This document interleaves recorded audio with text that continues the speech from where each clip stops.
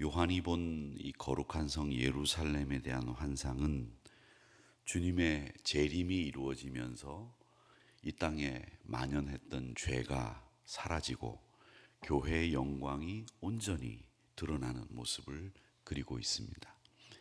이것은 이 땅의 교회가 지켜야 되는 사명 또 원칙이 바로 이것입니다. 죄를 도말하고 하나님의 영광이 드러나는, 그래서 하나님의 이름이 드높여지는 일들을 감당하기 위해서 지금 이 땅의 교회들이 사명을 감당하고 있는데, 오늘 본문은 사실은 교회가 왜 이 땅에 있어야 되는지 그 사실을 잘 보여주고 있습니다. 이것은 천지 창조 때부터 변함없이 계속 이어져 내려온 하나님의 통치 방식을 반영하는 것이기도 합니다. 오늘 1절과 2절의 말씀에는 생명수의 근원에 대해서 말씀을 하고 있는데, 하나님이 제일 먼저 천지를 창조하시고 난 뒤에 우리 아담과 하와 인류를 만들고 난 뒤에 그 아무것도 부족함이 없는 에덴 동산에서 살게 하셨습니다. 에덴 동산에는 온 땅을 적시는 4개의 강이 있었죠. 그 강이 에덴의 중심지이고 또 수도, 요즘으로 말하자면 가장 중심지였다라고 하는 말이겠죠.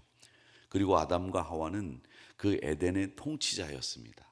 에덴에 있는 많은 만물들의 이름을 붙이고 그들과 함께 교류하고 그들을 잘 이끌어가는 통치자가 아담이었습니다. 이 에덴이 노아의 홍수로 파괴돼서 온 세상이 황폐해지고 난 뒤에는 예루살렘이 에덴같이 하나님의 은혜가 흘러나가는 근원지, 또 세상을 다스리는 영적인 이 도읍지 역할을 감당해야 했던 것이 예루살렘입니다. 그래서 에덴 다음에는 하나님의 성지인 그 예루살렘이 하나님께서 그 이름을 높임을 받는, 그리고 하나님의 은혜와 축복이 흘러가게 하는 근원지가 이 예루살렘이었다라고 하는 겁니다.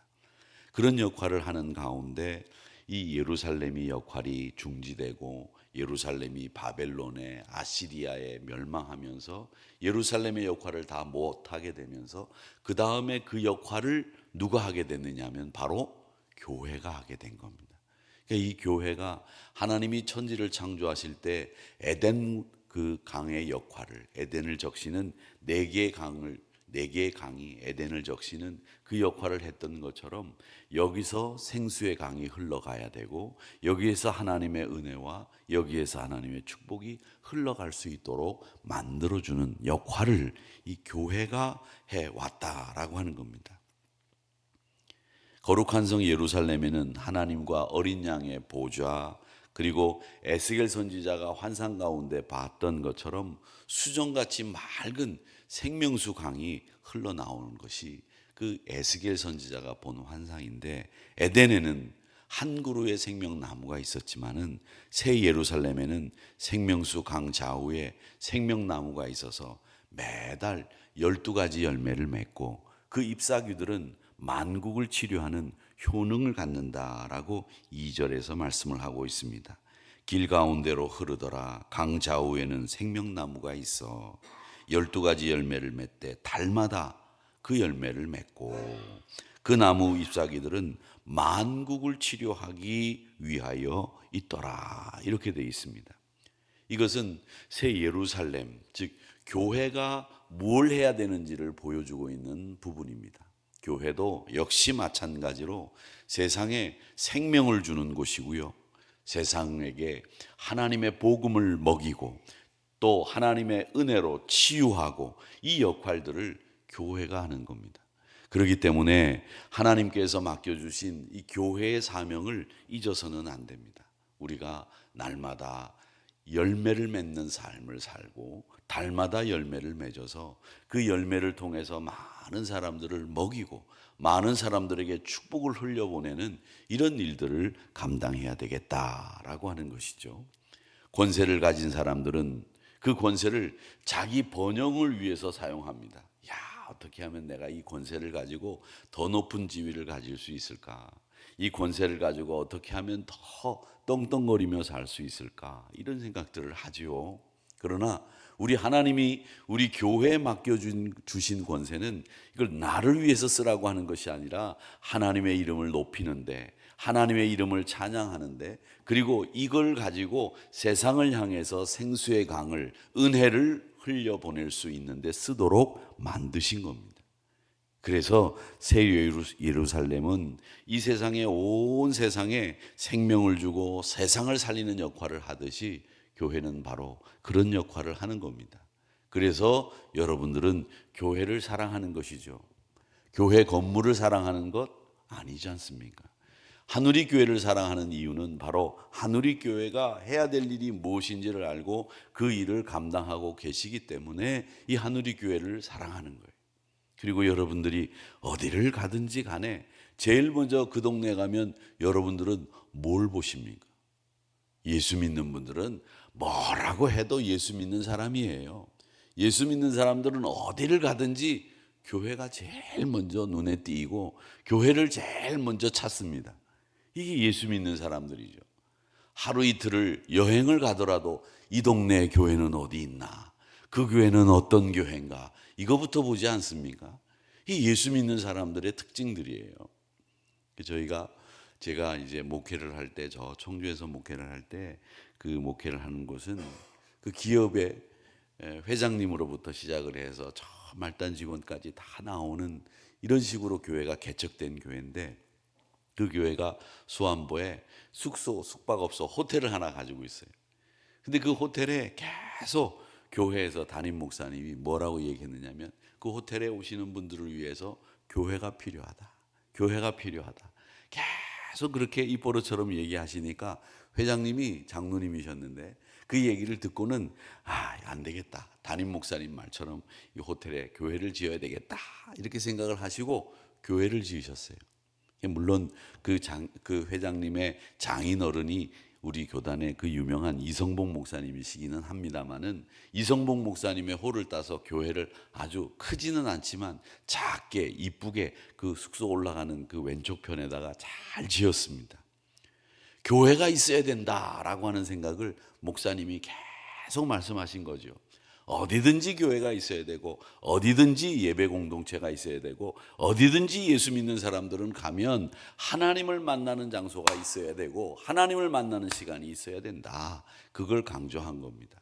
여러분, 그런 정신들을 우리가 가지고 있어야 되고, 그런 정신들을 가지고 우리가 이 교회 헌신에 동참하고, 또 우리 교회를 열심히 이런 역할을 할 수 있도록 여러분들이 힘을 보태 주시기를 바랍니다. 생명을 주고 세상을 살리는 역할을 하는 거죠.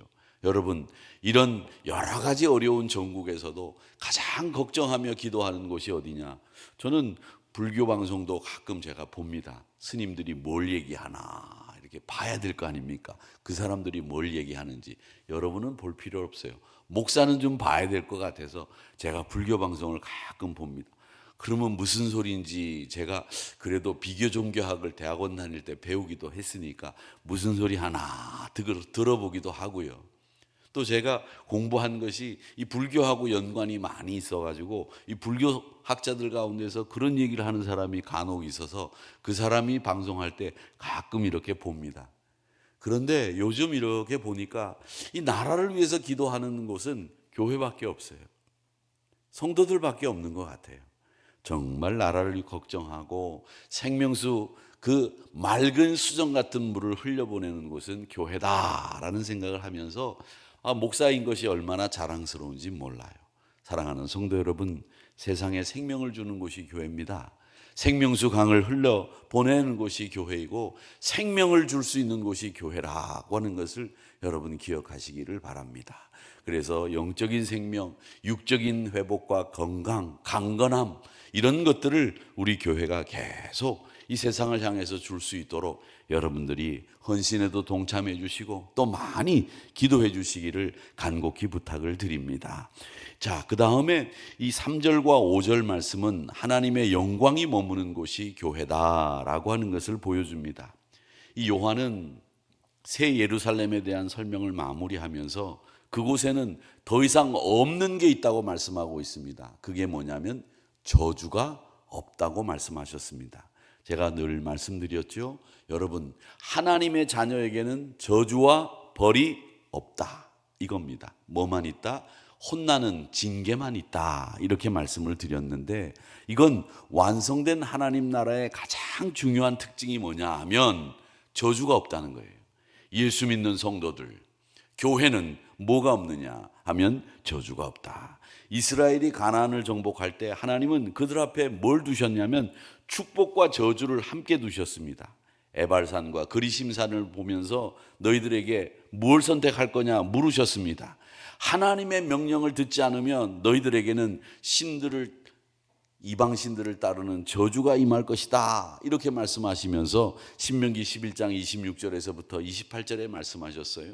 그건 뭘 얘기하느냐면 하나님을 따르는 결정을 하고 하나님을 믿고 하나님의 백성 되면 그들에게는 뭐만 있느냐? 축복과 은혜만 있다는 거예요.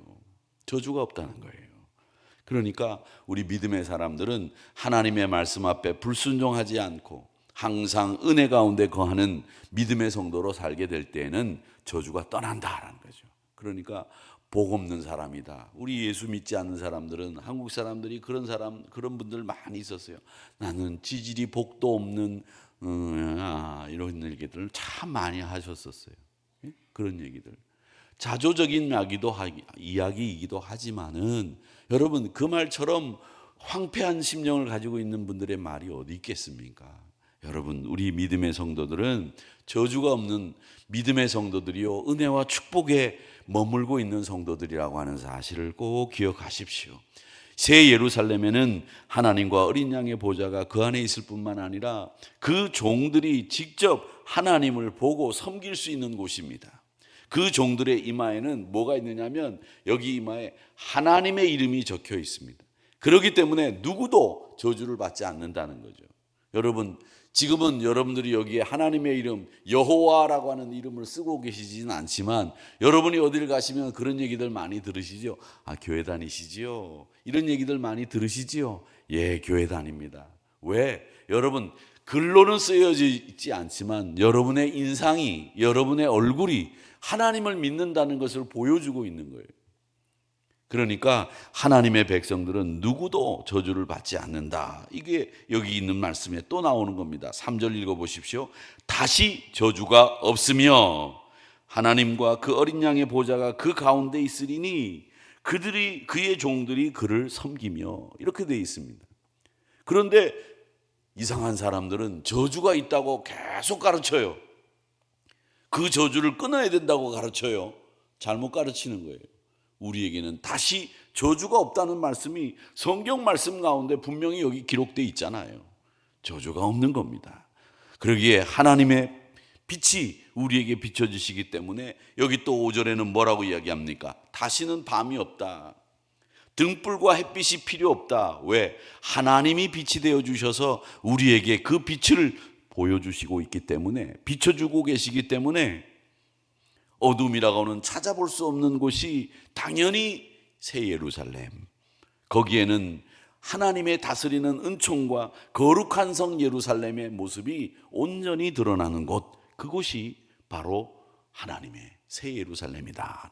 이런 모습은 물론 우리 주님이 다시 오실 때 완성될 교회의 모습을 그려놓고 있습니다마는 이게 미래의 모습이라고만 생각하지 마시고 오늘날 우리 교회가 이런 역할을 감당해야 되겠습니다 라고 하는 분명하고도 확고한 신앙의 신념을 가지고 살아야 되겠다라고 하는 것입니다.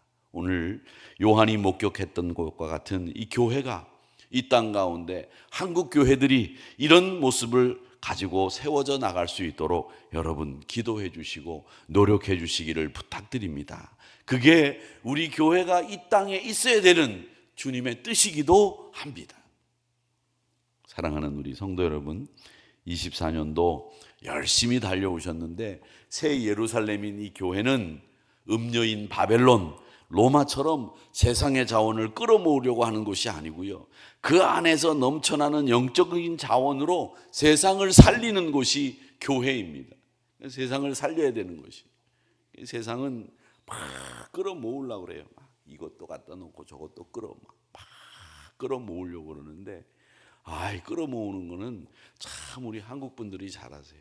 어떤 권사님은 그런 얘기 하시더라고요. 저는 목사님 자랑처럼 얘기했어요. 참 부자이신 권사님이셨는데, 목사님 저는요 집을 나가기만 하면 집에 들어올 땐 뭐라도 하나 더 들고 들어오려고 합니다. 그게 뭐라도, 나갔다가 들고 들어올 게 없으면 돌이라도 들고 들어옵니다. 그런 정신은 참 좋은 것 같아요. 나갔다가 들어올 때, 집에 들어올 땐 돌이라도 들고 들어온다. 하여튼 그래서 그 집에 가보면 없는 게 없어요.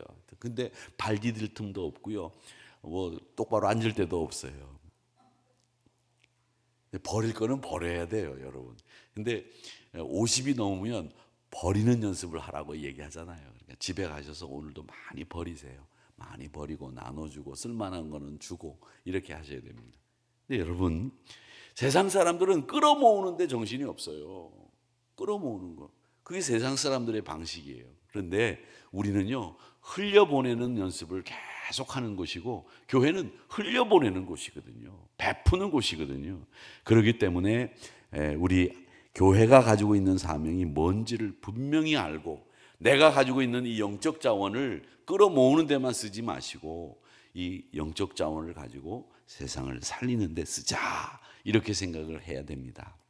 이제 24년 오늘 남고 내일 남았는데, 금년에 우리가 사명을 제대로 감당했는지 잘 돌아보시고, 2025년도는 하나님이 우리 안에서 은혜의 샘물이 솟게 하사 하나님 세상을 살리고 세상을 치유하는 사명을 감당하게 도와주시옵소서, 이렇게 기도하는 저와 여러분이 되시기를 주님의 이름으로 축복합니다. 세상을 살리는, 그래서 세상에 하나님께서 주시는 큰 은혜의 수정 같은 맑은 물을 흘려보내는 이런 교회가 되기를 바라는 마음으로 하나님과 천국에서 먹고 마시는 것을 기대하면서 늘 변함없이 흘려보낼 수 있는 하늘이 교회 되게 해달라고 기도하면서 25년도를 더 복되게 만들어 가시기를 기도하면서 잘 준비하는 우리 하늘이 성도님들이 되시기를 바랍니다.